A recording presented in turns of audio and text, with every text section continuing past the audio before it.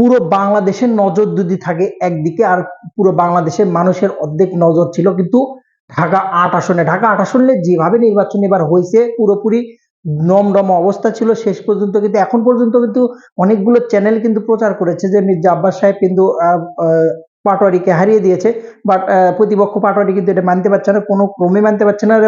এবং যারা সমর্থক আছে তারাও কিন্তু মানতে পারছে না যে পাটোয়ারি সাহেব তার কাছে হেরে গেছে। অনেকে কিন্তু মির্জা আব্বাস সাহেবের দিকে আঙ্গুল উঠাচ্ছে যে সে কারচুরি করছে বা প্রভাব দেখাইছে, এরকম ভাবে জিতেছে, এরকমটা কিন্তু শোনা যাচ্ছে যতটুকু এখন 100%। অনেকগুলো মিডিয়া এবং অনেকগুলো লিঙ্ক, অনেকগুলো লোকেশন থেকে যতটুকু আমি জানতে পারলাম লাস্ট আপডেট নির্বাচনী আট নিয়ে এতটা জল ঘোলা হয়েছে, এতটা কথা হয়েছে এটা নিয়ে, এতটা প্রতিদ্বন্দ্বিতাপূর্ণ নির্বাচনের আগে মনে হয় বাংলাদেশের মানুষ দেখছে কিনা বলে আমার মনে হয় না।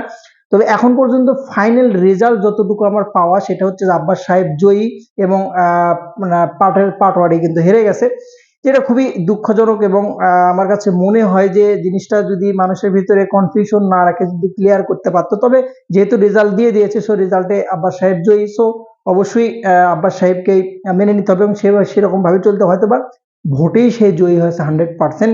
এটা নিয়ে কনফিউশন মানুষের ভিতরে। আপনার কাছে কি মনে হয় অবশ্যই কমেন্ট বক্সে আপনি জানাবেন এবং ভিডিওটি শেয়ার করুন। অবশ্যই কমেন্ট বক্সে জানাবেন এটা ন্যায় সঙ্গত বা অন্যায় সঙ্গত হলো কিনা।